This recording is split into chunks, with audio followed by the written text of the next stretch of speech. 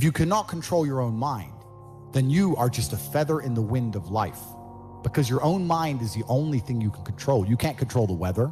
Right. You can't control other people. You can't even control whether your heart stops beating. You might have a heart attack tomorrow. You can't control anything besides what you think. If you cannot control your own mind, then you go through life with zero control, zero influence. You can't control anything. You're just a feather in the wind, waiting for life to blow you from happy place to sad place to happy place to sad place, completely hoping on the gods to be fortunate to you, because if any genuine discomfort comes your way, you're fucked. When I tell people that you are the sum of the 5 people you spend the most time with, everyone agrees. They go, yeah, that's probably true. And then they continue to hang around with people who they don't want to be. Why? There has to be a point. There has to be a point where you sit and go, okay, you're my friends, et cetera, I love you guys. Yeah, we can talk, whatever. But I'm on a different life path.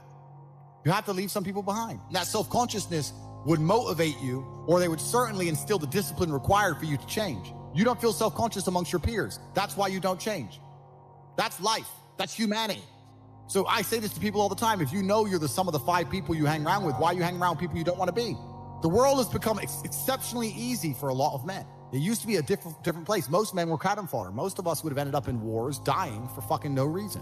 Damn. Now we don't have to do that. So because we don't have to do that, men think it's okay to just become comfortable now. You're not supposed to be comfortable. You were never evolved to be comfortable. You're supposed to be uncomfortable. Right. And if you make yourself uncomfortable constructively, it's very easy to be anything you want. And in life, you get one shot. Damn. But if you get some balls, that's what life is as a game. That's what life is as a man. This is one big video game. You get to upgrade your character. You're not born with any value. As a man, if you don't make yourself valuable, you have no value. You have to get up and do it. Just like a video game, you start with fucking 0. You have to decide if you want to complete it. You have to upgrade your character. So I find it amazing that men are going to play video games and fuck about and waste their time instead of upgrading their character. Everyone knows what to do. You know what you have to do. Right. If you had to become the most dangerous, intelligent, respectable man on the planet, you know you're supposed to go to the gym. You know you're supposed to train, learn how to fight. You know all these things. You don't do them. That's your decision. It's your prerogative. I didn't make that choice. I made the choice to do it all. I decided all. That every single man watching this can do the exact same thing. The lions that you see on TV, they weren't just born big lions. They had to fight other lions. They had to fight to get that antelope. They had to fight other animals, hyenas, jackals. They had to fight to be the boss. We're living in a comfortable world now where people think, oh, it doesn't matter. But you know what? To some degree, it does matter. It does matter, and I'll tell you who it matters to. It matters to your soul, and it matters to God. I stand in the mirror with a pure heart. I know I am the best version of me that could possibly ever exist. I know that God is proud of me. There's nothing that God hates more than sloth and laziness. If God were to create a man and that man were to sit around and do fuck all, God will frown upon you. It's why you're never lucky.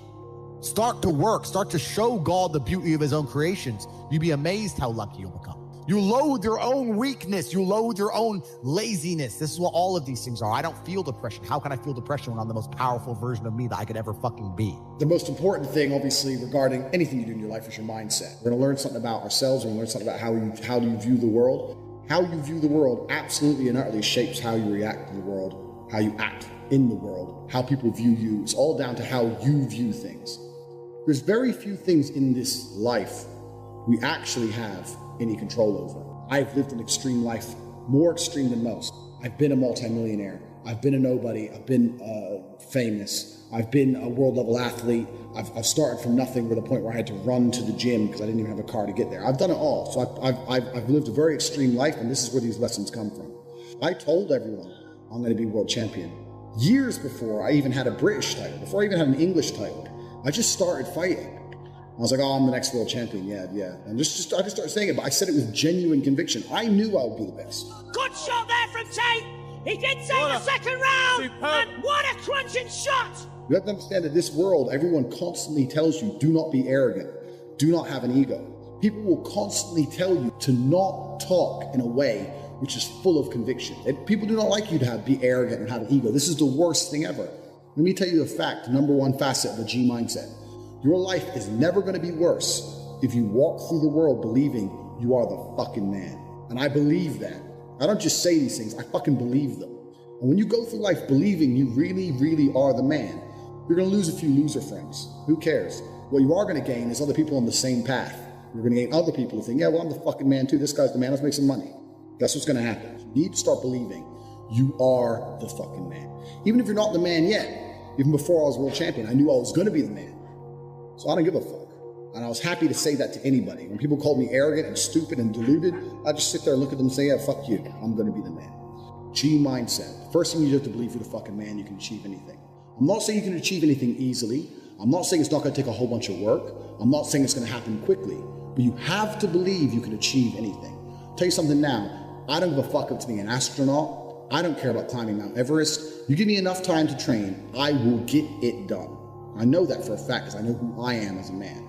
You need to be perspicacious. You need to understand that in this world, there's a whole bunch of people doing amazing shit that you are not doing. And that needs to piss you off. Because if it pisses you off, you become motivated all of a sudden. I was the only one who was pissed off when that Aston Martin was next to me and I had my sales job. I was the only one who was pissed off when I saw that Ferrari drive past. Other people were not annoyed by it. And they're not annoyed by it. They're not driven to beat it. You understand? They're not driven to be where that person was. I'm telling you to be angry. Anger is a fantastic force. You're a fucking man. You're a full-grown man. It's perfectly fine for you to be pissed off. It's perfectly fine for you to look around at your life, look at the girl you're fucking, look at the house you live in, look at the car you drive, and get pissed off and go, you know what, I want a hotter bitch. I want a fucking nicer house. I want a faster car. There's nothing wrong if you take that anger and you direct it in the correct direction. This is the reason I stopped fighting now. People go, why do you stop fighting? Because I fought and I went through hell to get everything I now have. I had nothing when I fought. I had nothing.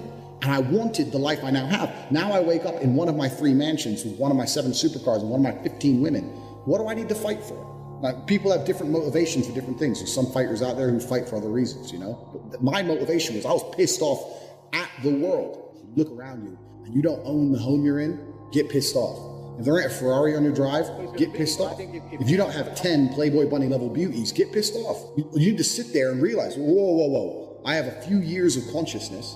And even less than that, I have a few short years as a young man, because age will damage you. I mean, if you're a millionaire when you're 60, it's not nearly as good as being a millionaire at my age. You need to realize you got a few short years as a young man, you're fucking wasting them. You need to sit there and go, fuck, shit, get angry. Because getting angry, forced, directed anger is an extremely powerful force. Nobody, absolutely nobody, gives a fuck about you as much as you're going to have to give a fuck about yourself.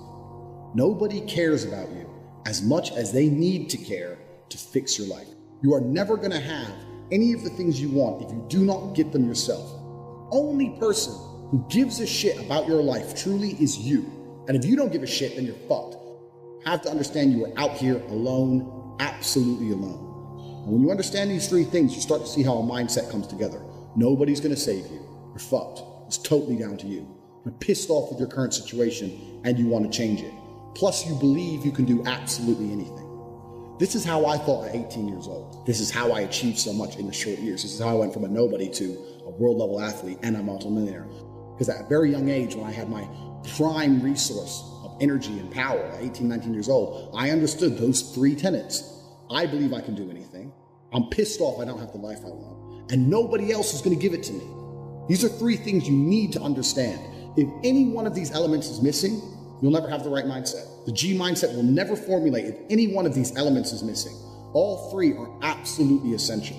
And the sooner you get your act together, the sooner you start to panic and worry and be concerned that you're 24 or 25, you're not fucking rich yet. There's 24 and 25-year-olds out there who are multimillionaires fucking the hot models. These Instagram girls with 3 million followers, they're getting dicked by someone and it ain't you. And that needs to piss you off. You need to get concerned, you get worried, you get shit, I'm running out of time.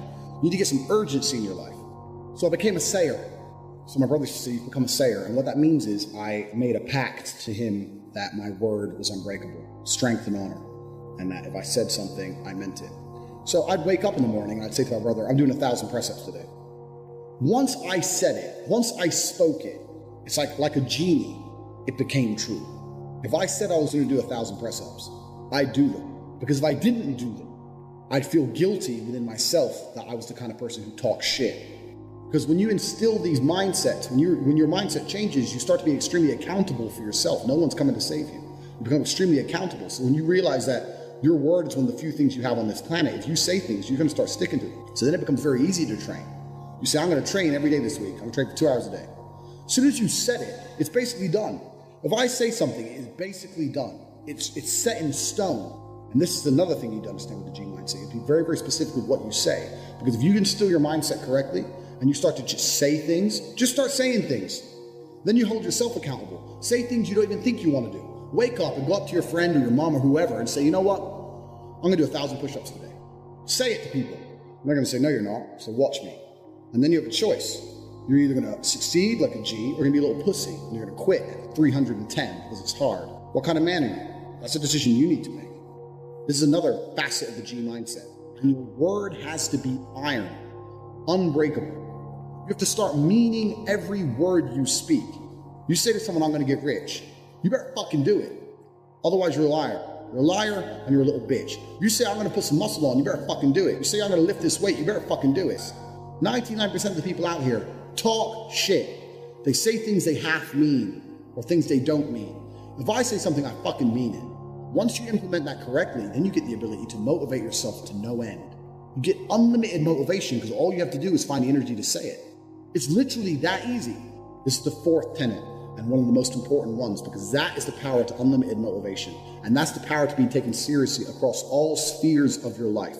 Be specific with your language. They sound like simple things, but to implement them correctly, truly and correctly in your mind will change your entire view of the world.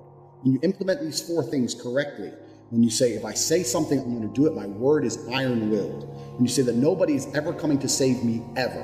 When you say that I'm pissed off, I don't have the life I want to have. And you couple that with, I believe I can do anything. If you truly believe all of these four things, it's going to change your entire view of this planet.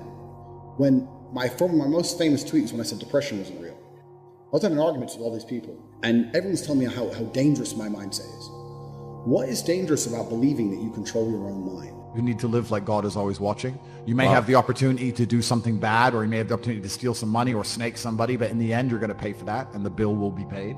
I think if you do the right thing, in my experience, if you're a person who does the right thing, firm handshake, is on time, doesn't lie to anybody, does what he's supposed to do, is honest with a good heart, is genuinely polite to everyone he meets. If you are that person, you get very far in life. I've yet to meet people who just do all the simple things right, who completely fail at life. But I've met a lot of people who snake or steal some money and they get really rich, then they lose it all, or they get rich and end up a gambling addict or depressed or etc. So you have to just understand that God is always watching. He's going to reward you in the end. That's the first thing. And the second thing I will say is that you are the sum of the 5 people you spend the most time with, and you need to curate your reality. I think the biggest problem with young people today is that they don't curate their realities heavily enough. The people that they want to spend most time with aren't adding any value to their lives, and then they end up wondering why they don't get here. When I tell people that you are the sum of the 5 people you spend the most time with, everyone agrees. They go, yeah, that's probably true. The 5 people you spend the most time with, that's what you're going to end up like. They say, yeah, that's true. And then they continue to hang around with people who they don't want to be. Why? There has to be a point. There has to be a point where you sit and go, okay, you're my friends, etc., etc. I love you guys. Yeah, we can talk, whatever. But I'm on a different life path. You have to leave some people behind. If you were to come hang out with me and you were in a room with me and my 5 friends, you'd feel self-conscious. You're right. You don't feel with your friends. If you were to come hang around with me and my crew, you would be self-conscious, and that self-consciousness would motivate you, or they would certainly instill the discipline required for you to change. You don't feel self-conscious amongst your peers. That's why you don't change. If you were to get in a room and you're the only person who ain't a fucking monster, you'd want to become a monster.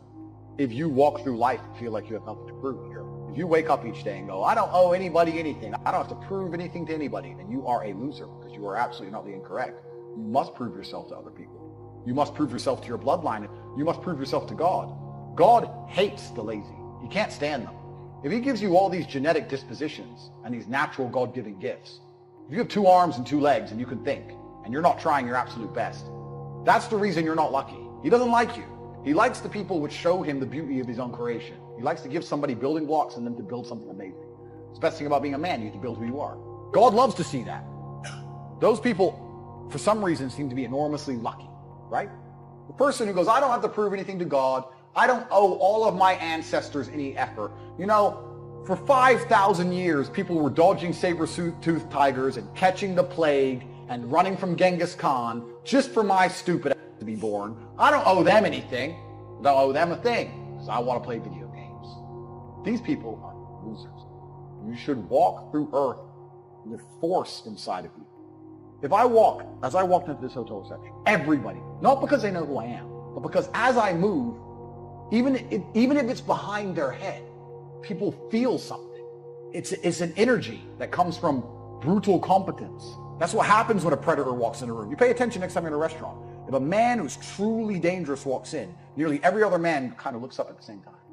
Feel it. You need to or you don't survive. We've evolved with that to live. That's who I am. I couldn't imagine not being that man. I've done that because I've been trying to prove myself to my lineage my entire life. I wake up every day with something to prove. I have hundreds of millions of dollars. I wake up and think, more. I'm in fantastic shape, 4 times world champion. Fighting the Matrix out here by myself, more. I will have to be braver. I must try harder. All I do is prove myself. So when I hear people go, I don't have nothing to prove, then you're a loser. Peasants have never felt like they needed to prove anything. But kings felt like they needed to go and conquer land. Isn't that it's coincidental that the king, who already had it all, felt like he needed to go to some far-flung land and conquer it and take it and prove he's the king. But the peasants, I don't have to prove nothing to nobody. You're a loser then. You're a dummy. I absolutely and utterly, completely have everything to prove to everybody all of the time. That's who I am. I will prove anything to anybody. If I sit and say X, I will prove it to anyone. I can be checked anytime. And their ancestors who fought saber-toothed tigers or escaped the Mongol hordes or managed to dodge bombs in the Second World War. All the they went through just for this cretin to be born. And to look at him, look at who he is, listen to his life story, listen to what he does on a day-to-day basis, and they would feel nothing but shame. Your ancestors did all that struggling to survive, hunting and gathering, avoiding enemies, anything it took, dying at age 30 from a tooth infection, all the crap they went through just for you to be born so you could smoke weed and jack off. That's what your ancestors died for. That's what they worked so hard for. That's who you are. That's the end of your fucking bloodline. Do you feel no shame? It's fucking shameful. My ancestors will look at me and think everything we went through was fucking worth it. Your ancestors will look at most of these people, their ancestors look at them and feel nothing but fucking disgust. Well, I guarantee even their living relatives, their living parents aren't even proud of them. Like your own father's ashamed of you. And you don't even feel motivated to do it. It's a fucking shame. If you were to go and look your father in the eye and said, you know what, I could have been a UFC champion. I could have been a multimillionaire. I could have been a race car driver. I could have been a nuclear physicist. Could have done all these things, but I was busy on. You think he's gonna be proud of you? No. And there's men here who will deny it, right? There's men who will go, no. But those are the ones who are most lost. And they should look in the mirror, look deep in their own eyes and say, yes, I'm fucking disgusting. I can change this. That's the beauty about being a man. If you're disgusting, you can change it. That's the beauty. There's nothing stopping you changing it. You're right. So you must accept it. You must accept it first. Most of these people, what they do is they hang around with other disgusting people, and then they're a little group of disgusting people, and they think, well, I'm not disgusting, everyone's disgusting, and this is normal, and it's normal to be a fucking off. Not in my world, it isn't. It's not normal to be a fucking jerk off in my world. It's the denial that's going to hold you back the most. The people who go, yes, I'm wasting my potential. Those are the ones who have potential. The ones who stand up and go, I am wasting my potential. I could be anything, and I am not that yet. They have a chance. The men who go, well, no, actually, I'm fine. They're inside the matrix, fully slave-minded. They're a waste of time. But if you sit there and go, you know what? Yeah, I am wasting my potential. Yes, I can be more than I am. Even if I'm already great, I can be better. As good as I am, I still push myself to the limit every single day. I have every single thing a man could possibly want. I'm still pushing myself. This is your prerogative as a man. You need to be instilled with a sense of duty to your bloodline. You must want it. You need to want it deep inside your soul. I can't die as anything less than emperor. It's my destiny.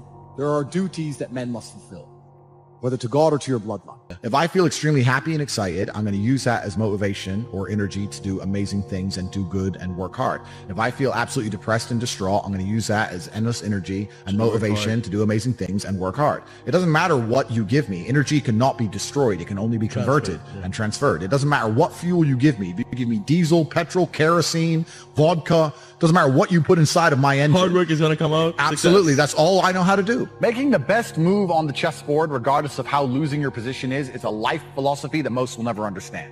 Sometimes you look at your position on the board and but still, regardless of how you are, there's still a best move. There's always a best move and a worse move, no matter how bad things are.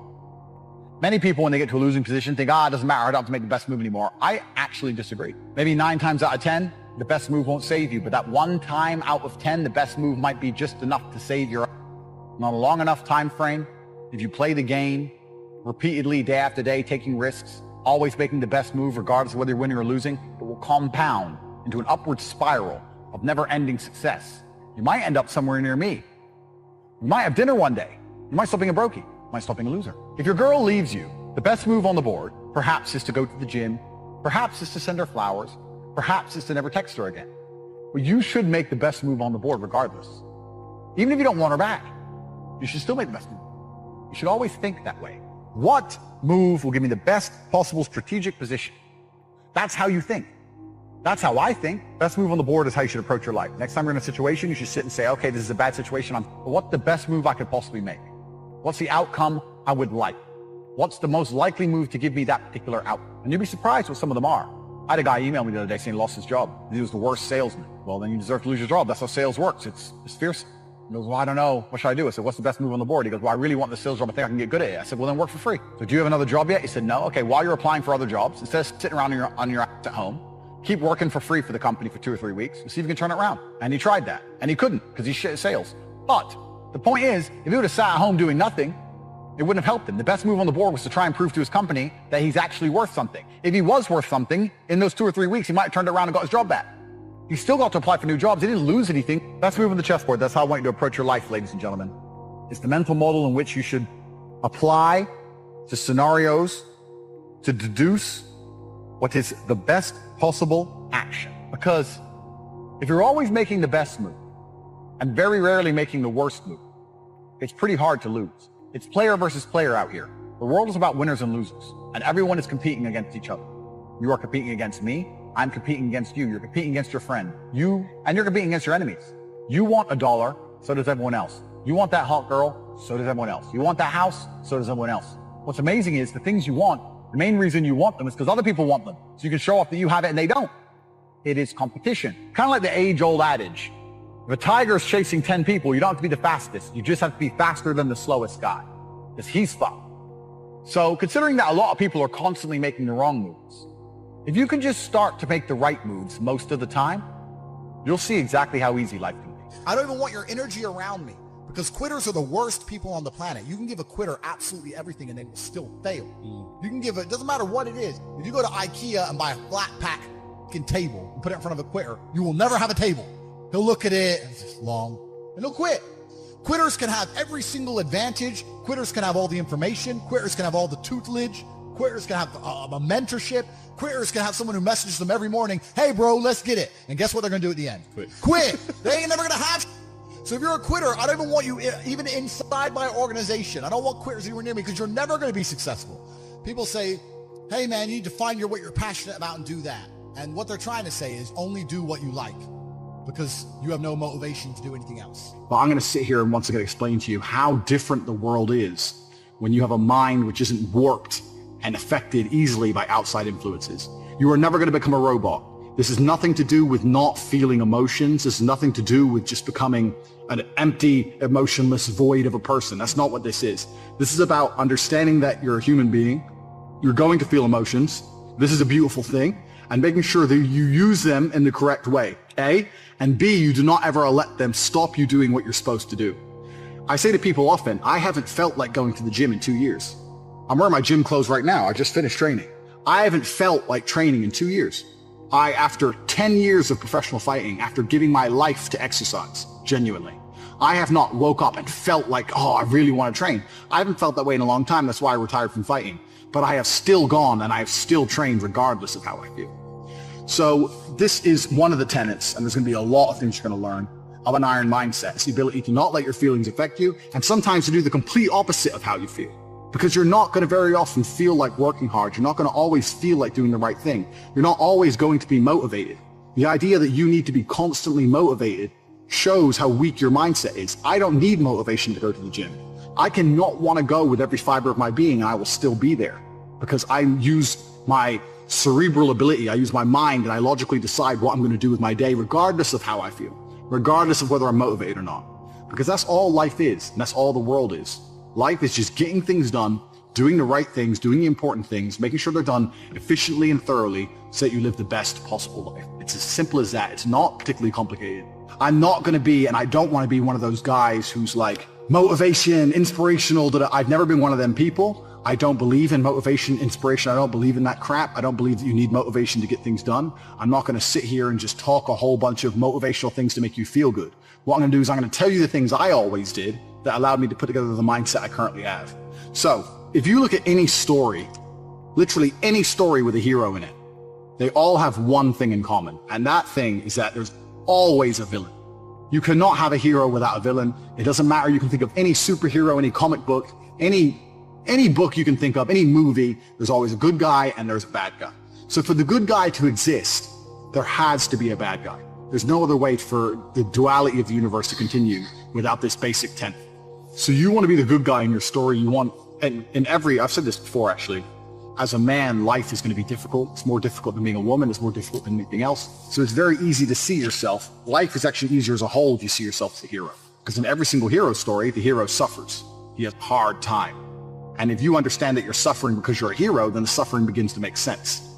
So you can be sitting here right now and going, my woman doesn't respect me. I have no money in the bank. This is difficult. I'm struggling here. I'm struggling there. You can feel sorry for yourself, or you can say, yeah, my woman doesn't respect me. I'm struggling. I can't make money. But you know what? That's because I'm a superhero.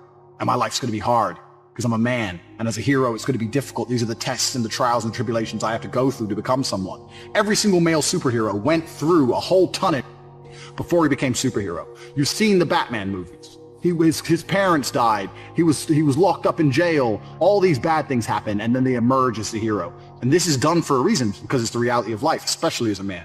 So right now, you have to understand that you're the hero in this movie, and if you're struggling for a very important reason. And how you handle these struggles and how you deal with these struggles are going to decide the kind of person you're going to be afterwards. You're either going to be a superhero, or you're going to succumb to them and you're going to fail. So be happy that you're struggling, because that's important. That's the first thing. Second thing is, there has to be a villain.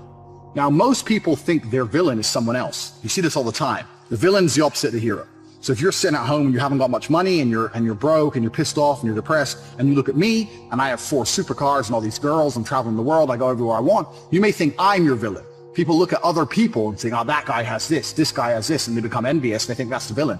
That's not true. That's not the case, because every single person has different circumstances. There are things you have that I don't have, and there's things I have that you don't have. So I may have had a genetic gift over you, for example, because I'm a fantastic kickboxer. But you may have been born more wealthy than me. I was born in a very, very poor family. So I had advantages and disadvantages. You had advantages and disadvantages. So comparing yourself to other people is asinine, and it's inane because it's not a level, fair playing ground. There are some people who are born to millionaire parents who are gorgeous, model, good looking, and have 6-packs without trying. Some people are lucky like that. That's just how it is. So comparing yourself to these people is not going to help you. Your villain is nobody else. Your villain is someone you're going to create. And you're going to create your villain because he's going to motivate you to be the most powerful hero you can possibly be. So you're going to create your villain. And this is the task for the first week. This is a 6-week training course. And over each week, you have a very important task. And the task for this week is to create your villain. To make sure that there was no disadvantages involved, your villain's going to be a clone of you. But what your villain's going to have is he's going to have some things you don't have. And your villain is going to be the person who basically, without requirement for motivation, without being, no matter how he feels that day, no matter how stressed he is from work, regardless of what happens to him, your villain's going to be the guy who always does exactly what he wants to do. So your villain's going to be the guy who goes to the gym regardless of how he feels. Your villain's going to be the guy who approaches every beautiful girl he ever sees and says, hey, I really think you're beautiful. Goes over to him and talks to them. Your villain's going to be the guy who asks for a raise at work. Your villain's going to be the guy who does everything he wants, regardless of how he feels, regardless if he's not motivated or not, regardless if he's shy to talk to that girl, or people are watching, or his ankle hurts, he doesn't want to go to the gym, whatever. Or he thinks his boss is going to fire him. Your villain is that dude who does anything he wants to do. You have to sit and you have to make a list of all the things. You have to sit there and say, if I did everything I wanted to do, if I were to be the best version of myself possible, what would I do? Okay, well, I'd go to the gym every day. I get up at 6 a.m. and I go to the gym every day. You write that down. My villain's the kind of guy who reads really important books. I say I don't have time, but my enemy, this villain, he reads books. He finds time. He doesn't watch TV ever. He doesn't waste time ever. He doesn't eat junk food. He reads books. Writes it down. You have to make a list. Now, this list at first should be easy for you. But then you're going to get to about 7 or 8 things and you're going to stop. No, this list needs to be 25 to 30 points long, minimum. This guy you're building, your arch nemesis, you have to write down every single quality about this guy. What he does. He goes to the gym every day, 6 a.m. He doesn't watch TV. He doesn't eat junk food. He goes up to beautiful girls, etc., etc., etc. 25 or 30 points long. Because this is going to become your enemy for the next 6 weeks of training. You want to become a hero, you need someone to battle against. This is who you're battling against. You're battling against a better version of yourself, a version of yourself that doesn't succumb to how he feels, but does what he's supposed to do anyway. So this is who your villain's going to be. And when you're writing down this list, all the qualities your villain has, imagine what this person looks like. You have to put genuine effort into this. You have to imagine what he looks like, imagine how he walks, imagine how he talks, imagine what people think when they see him. Imagine how different you would be if you had been going to the gym every single day for an hour and a half, every single day for the last 2, 3, 4 years. Imagine it. Imagine how differently people would look at you. Imagine how differently females would treat you if you were jacked like that guy would be. You have to sit and you have to put down all these qualities, and then once the qualities are there, 25 or 30 minimum, then you have to imagine what kind of person this is. You have to imagine what he looks like, what he talks like, what he thinks like. Imagine how he views the world, because this is who you're going to be battling against. So you have to put genuine effort into constructing this person and understanding this person. The reason I'm saying do this, because this is what motivates me every single day. When I was training for a fight, the reason I'd always go train is because I knew my enemy was training. But when I stopped fighting professionally, I thought, well, what enemy do I have? And I realized I had to create my own. So when I don't feel like going, I imagine I've built my own enemy. I want you to list all the things that my enemy has. He has a whole bunch of shit I don't have. And he would be an impossible, nearly impossible person to be. But when I sit and I don't feel like going to the gym, I know my enemy's training, because he trains no matter what, regardless of how he feels, regardless if he's pissed off, or if there's traffic, or it's raining, or he's tired. My enemy trains. When I see a girl and she's beautiful, but all her friends are there and I'm afraid they're going to laugh at me, my enemy wouldn't give a f***. He'd go over there anyway. That's who he is. He's a man. So when I understood who I was truly battling against, then you have 2 choices. You either rise up to try and take him on, or you become a little pussy. You have the choice. Do I want to lose to this man I've created and I've built? Do I want to lose to him, or do I want to beat him or compete with him? And you have to make a choice, and you sit there and go, well, I know that the person I created in my mind, my arch nemesis, would go over there and he'd talk to all the girls. I need 2 of them, let alone 1. This is an extremely important facet. And for the next 6 weeks, we're going to be doing lots of things that are going to revert back to the enemy that you've created. So you have to put genuine effort into putting together this person. You have to imagine everything about them. From start to finish, you have to imagine standing next to them. If you were standing next to this guy right now with no shirt on, who would girls want to, who would people respect? And the crazy thing about all of this is that this person is you. This person is you. It's just you with a little bit of a different path or a different take on life. It's you who's the person who does whatever he's supposed to do regardless of how he feels. It's you with an iron mind. This is the exact point. The reason creating this enemy is so important, and the reason viewing him and seeing how he sees the world and understanding how important and powerful this person is important, is because that person is you. That person is you who does what he's supposed to do without fail. That's all it is. And when you truly, truly put this person together and you truly, truly understand it, and you find out what you could be and you find out what you're battling against, you're going to become far more difficult to demotivate. It's going to be much harder for someone to say to you, don't go to the gym, because you're going to know, well, my enemy, this guy, give him a name, whatever. This dude's going to the gym. That's why he looks how he looks. And that's who I'm being compared to. So I have to go to the gym. Oh yeah, but I'm tired. Well, you don't go then. My training partner doesn't want to go. Fine, you don't go. I am going. I'm not the guy who's going to let this man beat me. And you have to start comparing yourself to this guy in every single facet. I still do it to this day. I compare my bank balance to this guy's and he's killing me. I compare my body to this guy's, he's killing me. I compare so many things about myself. You guys may look at me and go, oh, Tate, millionaire, girls, this, that, that. I'm still comparing myself to this person I've created.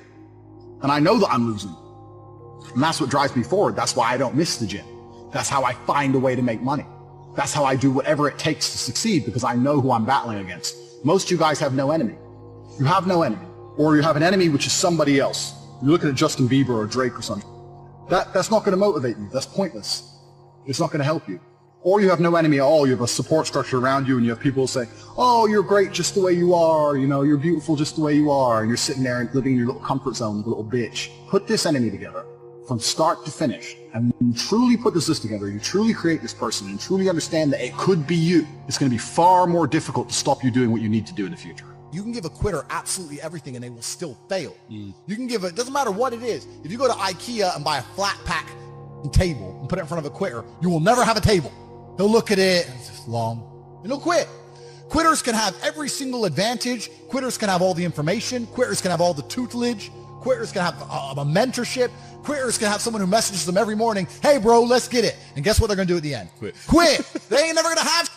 So if you're a quitter, I don't even want you even inside my organization. I don't want quitters anywhere near me because you're never gonna be successful. Yeah. There's a lot of young men now, young women that require that discipline. What kind of advice would you give them, practical advice? Yeah, I think that you have to live.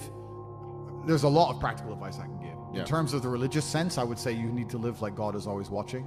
You may have the opportunity to do something bad, or you may have the opportunity to steal some money or snake somebody, but in the end, you're going to pay for that, and the bill will be paid. I think if you do the right thing, in my experience, if you're a person who does the right thing, firm handshake, is on time, doesn't lie to anybody, does what he's supposed to do, is honest with a good heart, is genuinely polite to everyone he meets. If you are that person, you get very far in life. I've yet to meet people who just do all the simple things right, who completely fail at life. But I've met a lot of people who snake or steal some money and they get really rich, then they lose it all, or they get rich and end up a gambling addict or depressed or etc. If you want a good society, so then you have to argue and sit and say, do these people want a happy, functioning society, or do they want something else? I have to live the exact same life regardless of how I feel. So for me, happiness is not a good indicator on how life should be lived. You shouldn't wake up and say, how happy am I today? How does that affect how I act? That's not how I operate. I wake up and say, what must be done? What will allow me to be proud of myself? What will allow me to achieve? And those things will be done regardless of how I feel.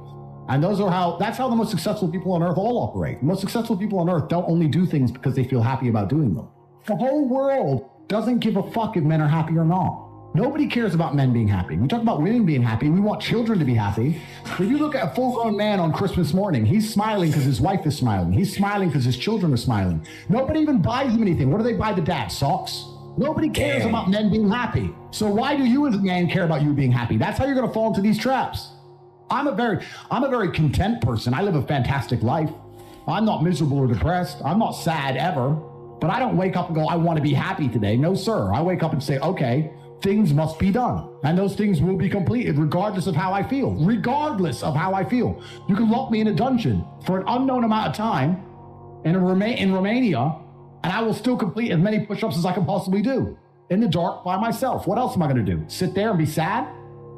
Happy or sad? Push-ups must be done. It's called duty. It's called honor. It's called pride. If you had these things, you would never do dumb shit in the first place. So you have to just understand that God is always watching. He's going to reward you in the end. That's the first thing. And the second thing I will say is that you are the sum of the 5 people you spend the most time with, and you need to curate your reality. I think the biggest problem with young people today is that they don't curate their realities heavily enough. The people that they want to spend most time with aren't adding any value to their lives, and then they end up wondering why they don't get it. I stand in the mirror with a pure heart. I know I am the best version of me that could possibly ever exist. I know that God is proud of me. There's nothing that God hates more than sloth and laziness. If God were to create a man and that man were to sit around and do fuck all, God will frown upon you. It's why you're never lucky. If you're listening to this and you think I'm never lucky, I'll tell you why, because God dislikes you because you're fucking lazy. Start to work. Start to show God the beauty of his own creations. You'd be amazed how lucky you become. Wow. God is unhappy with these people. And inside their hearts, they're unhappy. We talk about depression, anxiety, all those things you mentioned earlier on this podcast. That comes from self-loathing. You loathe your own weakness. You loathe your own laziness. This is what all of these things are. It's so easy to win if you can control your own mind. It seems that nobody fucking can. If you cannot control your own mind, then you are just a feather in the wind of life, because your own mind is the only thing you can control. You can't control the weather. Right. You can't control other people. You can't even control whether your heart stops beating. You might have a heart attack tomorrow. You can't control anything besides what you think. If you cannot control your own mind, then you go through life with zero control, zero influence. You can't control anything. You're just a feather in the wind, waiting for life to blow you from happy place to sad place to happy place to sad place, completely hoping on the gods to be fortunate to you, because if any genuine discomfort comes your way, you're fucked. It is trained like everything else in life. It is trained. So if you find yourself not appreciating what you have until it's gone, then you must blink and cure your brain. If you find yourself unable to focus or concentrate on tasks, you must blink and cure your brain. If you find yourself unable to go and dedicate yourself to something you don't want to do, you must blink and cure your brain. In the world we live in today, it's hyper competitive. And if you want to be the kind of man that has the choice of women to choose a good one, you need to be an excellent man. It's no longer acceptable for you to just be an average Joe or below average. You have to get up and you have to work hard and you have to be smart and interesting and you have to be charismatic and make some money and be in good shape and you have to try very hard. Genuine masculinity is not out here to hurt people. Absolutely the opposite. It's out here to protect. And when bad things happen, they call traditionally masculine men. If you need a firefighter, you need a masculine man. When you call the police because of the problem you had, you want masculine men. And as soon as a woman or a man is in trouble, when you look for backup, you look for masculine men. And masculine men have a duty to provide and protect those they care about. We have a duty to do things we don't feel like doing because we know we're supposed to do them. And that's why we stayed in the Titanic and died. Those were masculine men. Life as a man is exceptionally difficult. I say the most beautiful and the most terrifying thing about being a man is you're born without value. Society doesn't care about you. You're only going to be cared about based on how useful you are. You have the chance to build yourself up and become a superhero if you're prepared to do the hard work and be indefatigable enough to never quit. But if you're going to stand around and wait for a handout, nobody's going to ever respect you. And I think that a lot of people have forgotten about how difficult, how competitive it is as a man. We're always in constant competition with each other. And it's your duty as a man to stand up and say, I want to be as important and strong and good-hearted and God-fearing as possible. And I need to work hard to achieve those things. Look at it. That's how life should be. You should have a duty to your ancestors. I was instilled with a duty for a very long time to honor my ancestors through achievement. And I was told from a very young age that the only thing your ancestors are interested in is achievement. Even to this day, when I do podcasts, people repeatedly talk about my father. If I wasn't successful, he wouldn't be spoken about anymore. He died 9 years ago, and he was a good chess player, but no one's really that interested in chess. The reason he lives on is because I'm so monumentally successful that people are interested in my origin story, and he is mentioned. The reason I will live forever is because my son will be so monumentally successful that they'll talk about how he could have been such a perfect specimen of man, how he was raised, and they will mention me. If you give a shit about your ancestry and if you give a fuck about your family and you're not a selfish person and you want them to exist out in the ether for reality, for the eternity of reality, it is your duty to be successful. A traditionally masculine man does things he doesn't feel like doing because it is his duty to do them. He charges into the building because it is his duty. Not because he feels like it, because it is his duty. Men who do not control their emotions are dangerous. If you find a man who is stoic, he's not going to hurt people. He's going to sit and think about his actions very carefully, and he's going to be a good man who protects and provides for his family. You find a man who just acts out on impulse and does whatever he feels like, you're going to find a dangerous man. You need to be teaching stoicism. You need to be teaching young men to understand that the world is very, very difficult. It's hard to be a man. You're going to feel bad sometimes. You just suck it up and perform anyway. Not to sit there and cry your eyes out. This is what God wants from us, from all of us. It doesn't matter what the adversary is. It doesn't matter how much you're hurt by it. You need to allow it to motivate you to push harder and show your power and show your resilience. And I have very much understood that when bad things happen to me, this is a lesson from the universe or from God or from the Creator to stand up and show who I am and who I can be, and to take all of the pain and anguish and disappointment and heartbreak and all of this and turn it into a force I can use for good and to make myself a better person. And I think if you don't approach life this way, that you're always going to struggle, because life is hard for everybody. It's going to be hard. It doesn't matter who you are or what you do. You need to be resilient to it. If you're just any man who's out there in the world today, you need to look at some problems that need solving, either for yourself or for society, and find a way to fix them. And I think that you should just adopt some problems and try and fix them. It doesn't matter what it is. You can just try and fix the litter in your area, or you can try and get a six-pack or whatever you want. So if you love your family and you love your last name and you're proud of yourself, then you have a duty to be massively, monumentally successful, to show homage to your ancestors. I find it amazing there are people out here today who are going to sit and say, oh, I'm sad, I'm too depressed, I don't want to work hard. Do you understand that only 200 years ago, there were peasants out working a field, starving, surviving the Black Death, surviving the plague, struggling to exist just to reproduce, so that 200 years later, you can be the end of their bloodline, for you to sit on your ass and do fucking nothing. Like, you're a fuck up. You're fucking up your entire bloodline of your entire ancestry. You owe these people things.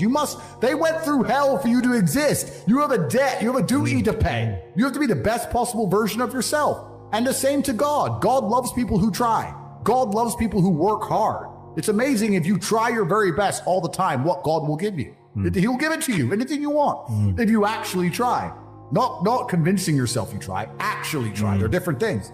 Disappearing from society. It used to be like, I am Andrew, son of Emery. It was all about who you're a son of. Yes. Right? Exactly. And it's all vanishing now. Yeah. But you have a legacy you can build. And And I love the fact that when I was growing up, when my dad walked into a chess tournament, people were scared because his name was said, and they were fearful of his last name. And now people are fearful of the last name again because of me, and they will be again because of my son. And this is the beauty of life as a man. And one of the most terrifying but also gratifying things of life as a man is that we're all born relatively valueless. I don't think women are born that way. A woman, if she's born, especially if she's attractive, has an innate value. People just want her no matter what. But as a man, if you're not an important man, nobody gives a fuck about you, and they're never going to care. So you have to build yourself from the ground up, and that's scary for a lot of people, but it's also a massive opportunity. You can decide if you want to be a famous musician or a nice sensitive poet or a painter or a kickboxing world champion or a businessman. You get to decide on all the different characters in the video game. You can choose, who do I want to be? And then if you actually try,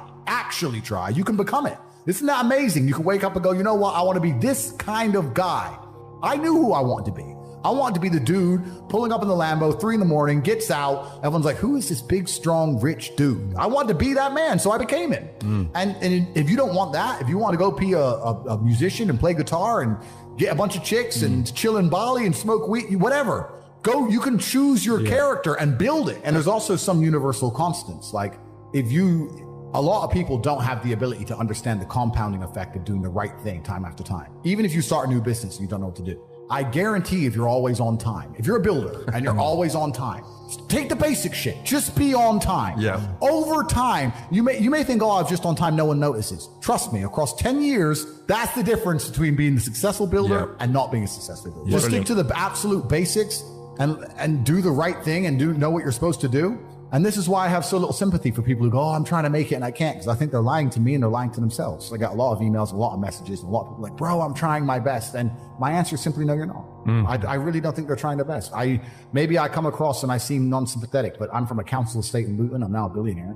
And it's because I actually tried my best. A lazy person thinks he's working too hard, and a successful person thinks he isn't working hard enough. And we're doing 20 times the work they are. And we're like, oh, I could have done more, could have done this. Oh, I missed that today, can't miss that again. Oh, I should have taken that call. I should have flown there. I should have. That's, we have guilt about it. They don't give a solitary fuck. And even if you pointed it out to them, they'd sit there and go, oh yeah, and they'd make some excuse for it.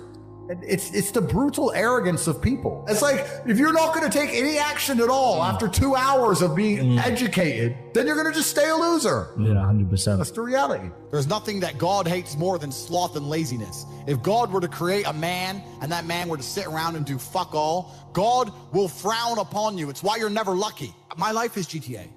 I don't need to play a game for GTA. If I want a gun, I'll fucking buy it. If I want a car, I'll fucking buy it. I want a bitch, I'll get her. It's me. I am GTA. I find it amazing that people will sit there and spend all their time upgrading that character, making as much money as they can, getting the best guns, getting strong, getting some hoes, meeting important people, getting the best car. They'll do all that in a game, but they won't do it in real life. I find that incredible. I don't see why people play the games. They play the games because they're scared of loss, because if you die in the game, you get another chance. If you lose in the game, you get another chance. In life, you get one shot. Damn, But if you get some balls, that's what life is as a game. That's what life is as a man. This is one big video game. You get to upgrade your character. You're not born with any value. All these women that you just put me on with are born with value. They're pretty already. They're gorgeous already. They're good looking enough. Even if they're a 5, someone's going to give a shit they exist because someone wants to fuck them. As a man, if you don't make yourself valuable, you have no value. You have to get up and do it. Just like a video game, you start with fucking 0. You have to decide if you want to complete it. You have to upgrade your character. So I find it amazing that men are going to play video games and fuck about and waste their time instead of upgrading their character. Everyone knows what to do. You know what you have to do. You're right. If you had to become the most dangerous, intelligent, respectable man on the planet, you know you're supposed to go to the gym. You know you're supposed to train, learn how to fight. You know all these things. You don't do them. That's your decision. It's your prerogative. I didn't make that choice. I made the choice to do it all. I decided all of it. And every single man watching this can do the exact same thing. I can't stand quitters. So if you're the kind of person who's going to quit because it's hard, I don't even want your energy around me, because quitters are the worst people on the planet. You can give a quitter absolutely everything and they will still fail. Quitters can have every single advantage. Quitters can have all the information. Quitters can have all the tutelage. Quitters can have a mentorship. Quitters can have someone who messages them every morning, hey bro, let's get it. And guess what they're going to do at the end? Quit. They ain't never going to have shit, right? You need the people who don't quit. I don't quit. I suffered when you didn't.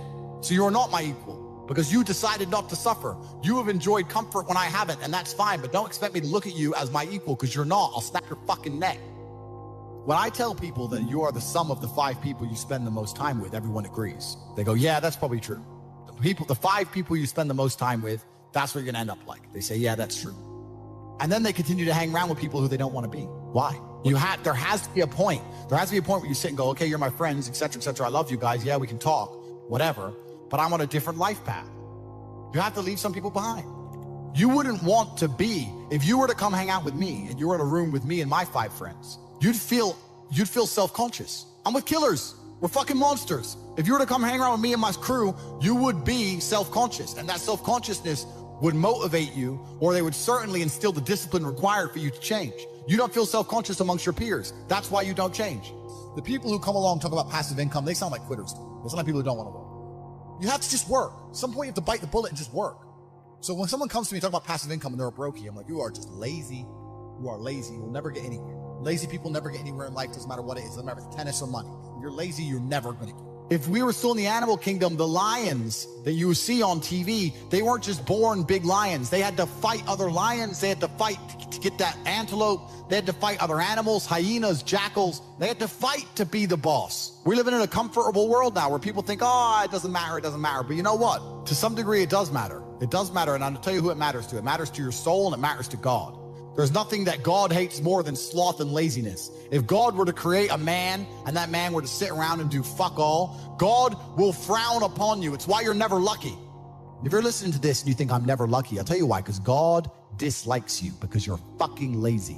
Start to work. Start to show God the beauty of his own creations. You'd be amazed how lucky you'll become. Lessons and trauma, and the more you go through, the better of a man you are. And if you were to find the best men on the planet, I guarantee they've been through a bunch of terrible things. The only way you learn lessons in life are the hard way or the harder way. I try and say to men overall that life as a man is pretty shit, and you're going to feel shit for a pretty large percentage of the time. But you're only going to ever escape that if you just perform regardless. You have to perform when you feel bad. As a man, you can't say, I will perform when I feel good. It doesn't work that way because our heads are too complicated and life's too complicated. There's too much on our shoulders. And we have too much stress and too much pressure. Our heads are fucked. You have to be the kind of person who says, I perform regardless. I think follow your passion is also a terrible piece of advice. People say, hey man, you need to find what you're passionate about and do that. And what they're trying to say is only do what you like because you have no motivation to do anything else. And motivation in and of itself is a scam. I don't believe in motivation. I believe in discipline. I am not motivated to do the things I'm supposed to do. I don't wake up full of like joy. I have to go to the gym, or that I have to work, or that I deal with crap. I don't feel motivated to do them. I'm disciplined. I do them regardless of how I feel. Whether I'm in the mood to do it or I'm not in the mood to do it, it gets done. That's discipline. Discipline's a real thing. Motivation is fleeting. Yeah. You're never going to be permanently motivated. So when someone comes along and says, oh, do what you're passionate about, what they're saying is you'll have endless motivation and you'll be able to try hard. If you're the kind of person who can only try hard at something he enjoys, then you're going to fail. Because most things you enjoy don't pay any money. If they paid money, you wouldn't enjoy them. It's called a job, right? Nobody likes their job. You like your hobby. I'm sure you like playing video games. Maybe 1%, 0.1% can make money from video games, right? Most people, you ain't ever going to make it. Yeah. Do you think the guy in China who owns a concrete plant is passionate about concrete? It's money. Be passionate about success. If you're passionate about money, then you can be passionate about anything. I'll be passionate about any business on earth that pays me. If you pay me $1 billion to dig that hole, I'll be very passionate about that hole. I will dig that hole with passion. All of your minds are broken. You can't even focus on anything anymore. You're right. You are completely distracted to the point where you can't even appreciate the good things in your life. You're distracted. Your minds are broken. You need to rewire your mind and resist the slave programming. You must allow yourself to be manipulated and you must fix it. All of it. You just talked about not appreciating the things you have. Then blink and cure your brain. It's not difficult. There's just no competition because everybody's fucking distracted. They're getting distracted by this, distracted by that, watching fucking Netflix, jerking off to Pornhub like fucking jackasses. It's so easy to win if you can control your own mind.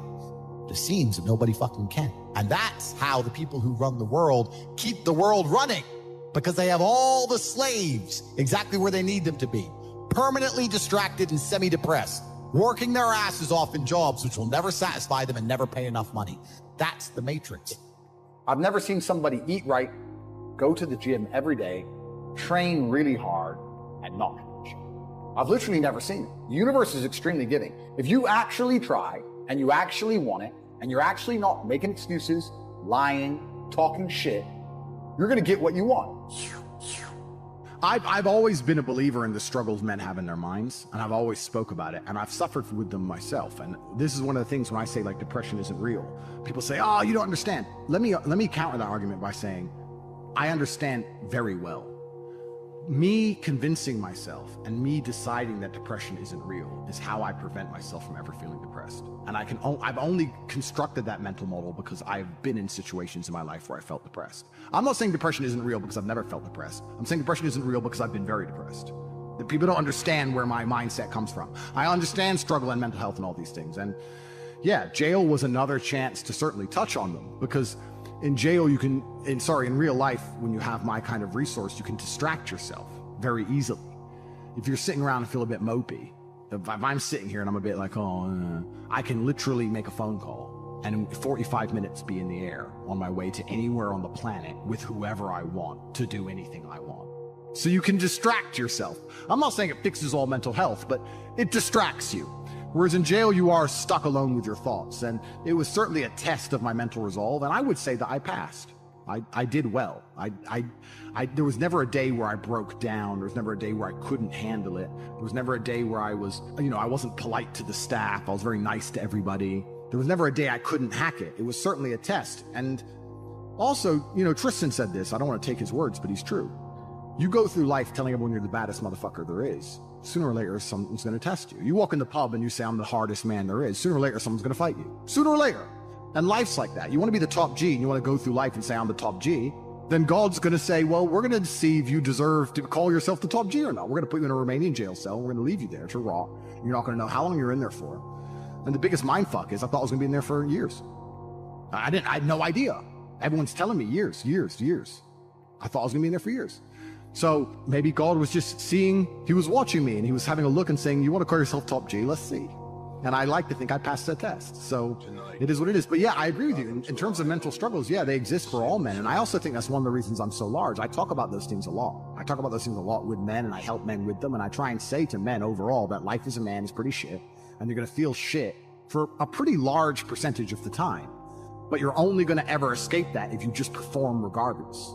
You have to perform when you feel bad. As a man, you can't say, I will perform when I feel good. It doesn't work that way because our heads are too complicated and life's too complicated. There's too much on our shoulders and we have too much stress and too much pressure. Our heads are fucked. You have to be the kind of person who says, I perform regardless. I didn't miss a single day's training. I didn't miss a please. I didn't miss a thank you. I'm not saying I was happy. I'm saying I did exactly what I was supposed to do. The worst thing about prison, I think for everybody else, because there was a lot of men in there who were crying, a lot of men who were having mental breakdowns, I think it is the problem I didn't have, which is knowing that if you're a normal man, you go to jail and they just pick you up and you go to jail. Who pays the rent? Who's feeding your kids? Who's your wife sleeping with? Life gets hard for all the external things you could no longer control, things that were your responsibility. I was lucky I didn't have those problems. And when I spoke to people, most people's issues were things that were happening on the outside. And I felt really good knowing that my life is set up in a way where even if I'm plucked from it, it operates. And I set that up because I thought they were going to kill me. Even to this day, if they shoot me right now, everyone around, everything would be okay. I don't have to exist for my life to fight. So that was fantastic about jail. The worst thing about jail, the cockroaches started off really bad, but after a few days, it's amazing how quickly you get used to cockroaches just in your bed. You just kick them out of the way. That was kind of bad. But not knowing when I'm going to get out, that was bad. Having my name slandered all around the world, that was bad. Not knowing how people are reacting to it. My first month in jail, I didn't know if people believed this garbage or not. I had no access to the internet. I didn't see anything. There was a lot about it that was hard. But I have to believe it's going to make me a better person. Why else did I go? What did I go for? To waste 3 months? To stare at a wall for 3 months? Is that why I went to jail? No, I must have gone to jail to become a better person. I must have learned something. I have to self-analyze and find the lessons and pick it out. And I think a lot of people don't do that with all the bad situations in their life. And regardless of whether you went to jail or a woman left you or your business failed, whatever it is, you need to analyze the entire situation and say, okay, what can I learn? There's a big pile of shit here, but there must be a little bit of gold inside. So I've just tried to look at it as a massive learning experience, and perhaps that's a coping mechanism, but I've found a lot of lessons which I'm implementing. And there's a very strong chance they're going to put me back. Not because I'm guilty, because I haven't done anything wrong, but because I'm currently in the middle of a judicial system. I'm in the judicial system of a country. I don't truly understand the language. I don't understand the judicial system. I don't understand the charges against me. I don't understand how any of this can be legal. I don't understand where it's come from. I don't understand the evidence they believe they have. And here I am stuck in this process. And who knows how it's going to end. Mindset is your key to everything. Absolutely everything. Join the top G's on Patreon.